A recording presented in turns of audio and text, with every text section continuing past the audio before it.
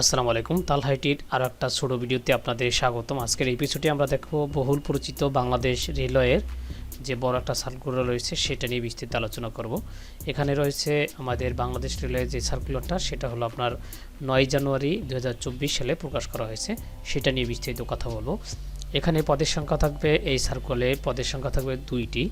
প্রথমে থাকবে সহকারী স্টেশন মাস্টার গ্রেড 15, আপনার 9,700 টাকা থেকে শুরু হয়ে 23,490 টাকা পর্যন্ত। পদের সংখ্যা থাকবে 417 জন, আর বয়স সীমা থাকবে 18 থেকে 30 বছর। আপনাকে অবশ্যই অনার্স পাস হতে হবে যে কোনো বিশ্ববিদ্যালয় থেকে, অর্থাৎ দ্বিতীয় শ্রেণী বা সময় সিজিপিএ সহ স্নাতক ডিগ্রি থাকতে হবে। আর আপনার এখানে সকল জেলায় আবেদন করতে পারবেন, কোনো জেলা কথা আপনি বাদ নেই, সকল জেলার যে কোনো প্রার্থী আবেদন করতে পারবেন।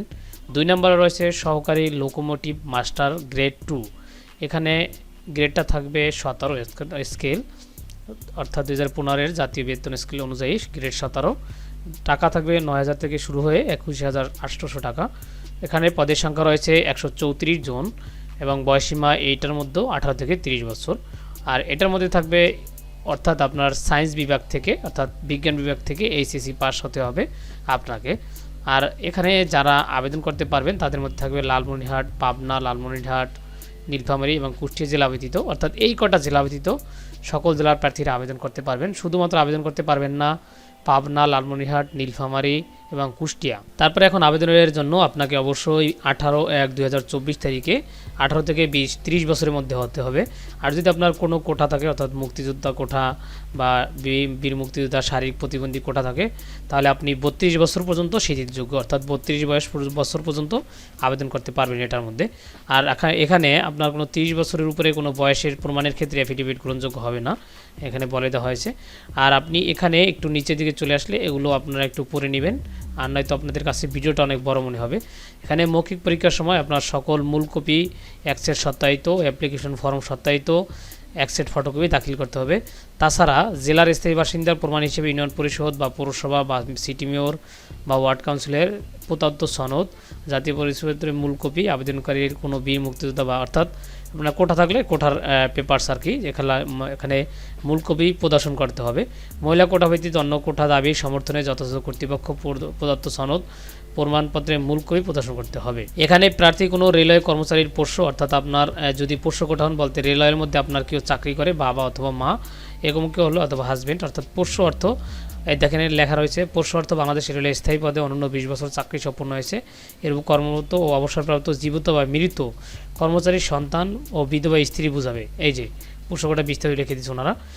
হলে আবেদনকারী কর্মরত অবসরপ্রাপ্ত জীবিত মৃত্যু সম্পর্ক নিয়ন্ত্রণকারী কর্মকর্তা কর্তৃক স্বাক্ষরিত ও বিভাগীয় প্রদানের প্রতিরক্ষর প্রত্যয়নপত্র ও পোষ্য সংক্রান্ত প্রমাণ দাখিল করতে হবে। তারপর এখানে আরও নিচে রয়েছে যে আপনি আবেদনটা করার জন্য আপনাকে অবশ্যই https, অর্থাৎ আমরা www দিতে পারি br.teletalk.com BD ওয়েবসাইটে আপনার আবেদন ফর্ম পূরণ করতে হবে।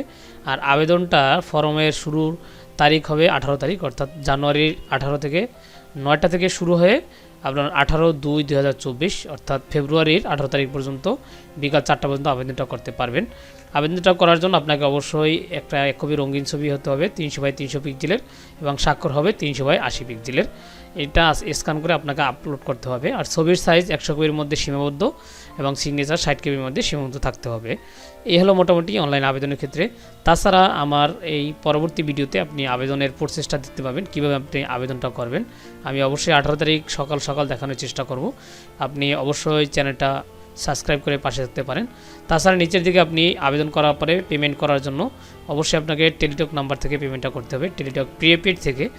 এখানে দেখেন বলা হয়েছে অনলাইন আবেদনপত্র অ্যাপ্লিকেশন ফর্ম যথাযথ পূরণ নির্দেশাবলী ছবি স্বাক্ষর আপলোড করার পর সাবমিট হলে দাখিলকৃত আবেদনপত্রের ক্ষেত্রে কম্পিউটার ছবি অ্যাপ্লিকেশন প্রিভিউ দেখা যাবে এবং নির্ভুলভাবে আবেদন সাবমিট করার একটি প্রার্থী ইউজার আইডি ও ছবি স্বাক্ষরযুক্ত অ্যাপ্লিকেন্ট কপি পাবেন। উক্ত অ্যাপ্লিকেন্ট কপি প্রার্থী ডাউনলোডপূর্বক প্রিন্ট সম্ভব হলে রঙিন করে সংরক্ষণ করবেন।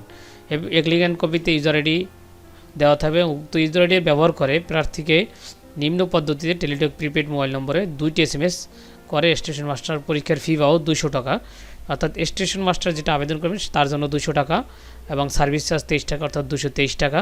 আর সহকারী লোকোমোটিভ মাস্টার গ্রেড 2 এখানে ফি পাও 100 টাকা, টেলিটক সার্ভিস বাদে 112 টাকা, অর্থাৎ আপনাকে আবেদনের 72 ঘন্টার মধ্যে এখানে জমা দিতে হবে। তাছাড়া আপনি এখান থেকে নিম্নলিখিত অপশনে অর্থাৎ আপনি এইভাবে SMS পাঠাবেন, অর্থাৎ প্রথমে SMS অপশনে গিয়ে বিআর স্পেস ইউজার আইডি লিখে 16222 নম্বরে আপনাকে পাঠাতে হবে। যেমন এখানে এক্সাম্পল দেওয়া রয়েছে আপনারা দেখতে পাচ্ছেন। তারপর এসএমএসটার পরে আপনার কয় টাকা কাটা হবে সেটা দেখে আরেকটা এসএমএস আসবে, সেখানে একটা পিন থাকবে। এই পিনটা নিয়ে বিআর স্পেস পিন স্পেস 16322 নম্বরে পাঠালে আপনার পেমেন্টে ইউজার আইডি পাসওয়ার্ড চলে আসবে আপনার ফোনে। এইভাবে আপনাকে কিন্তু আবেদনটা করে নিতে হবে।